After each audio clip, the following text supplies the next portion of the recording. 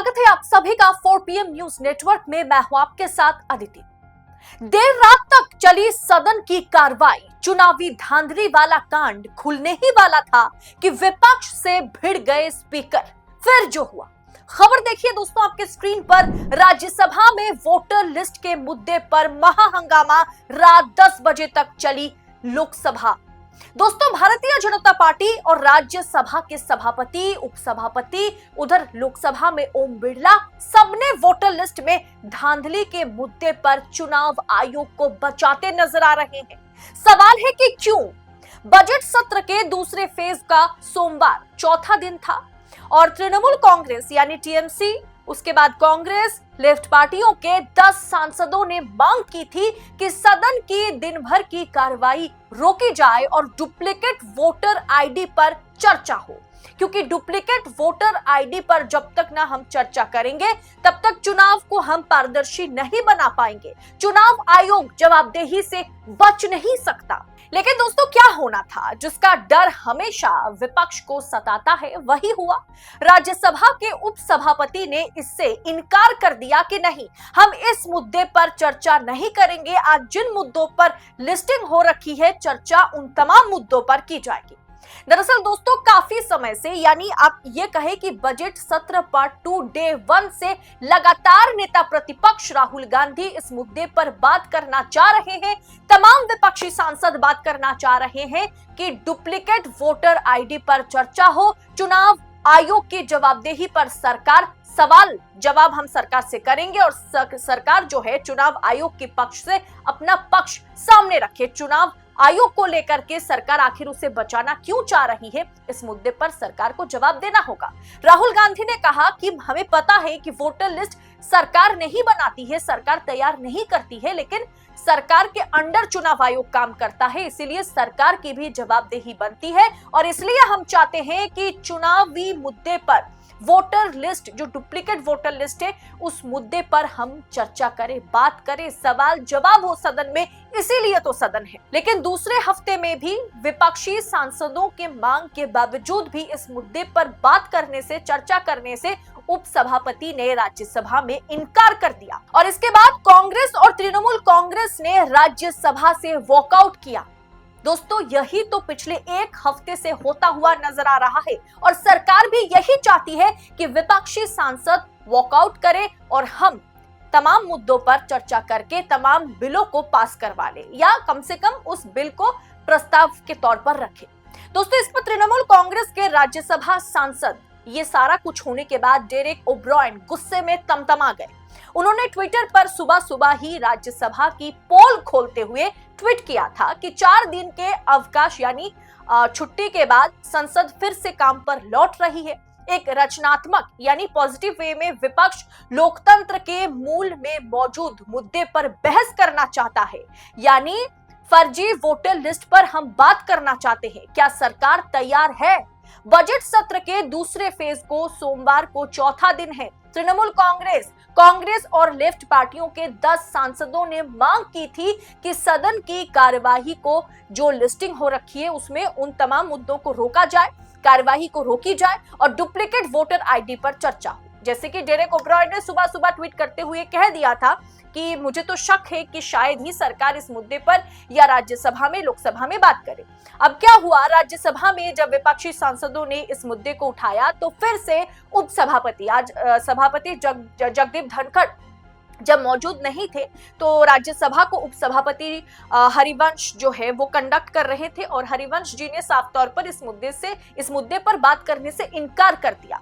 और इससे पहले भी हरिवंश और डेरेक ओब्रायन के बीच इस मुद्दे को लेकर के क्या बहस हुई, वो आप एक बार देख लीजिए। No one is questioning your ruling. No one is questioning your ruling, but there are enough precedents to suggest that when 267 notices are given on important subjects, like we have given on the duplication of epic voter cards, they're all 3 minutes. 3 minutes are allowed. Accepted. 1 minute, sir. Yes. 1 minute. Yes. 1 minute, sir. Yes. Even if you do not allow us today, there are at least 7 or 8 opposition parties. 1 minute, let me finish. Please. In that spirit, sir, why don't you take up a discussion on 176 next week? Let's have an open discussion on this subject. Thank you. We are being very reasonable. Thank you. We are being very. You take up a Thank you. subject Thank on you. epic. We'll sit down and we discuss.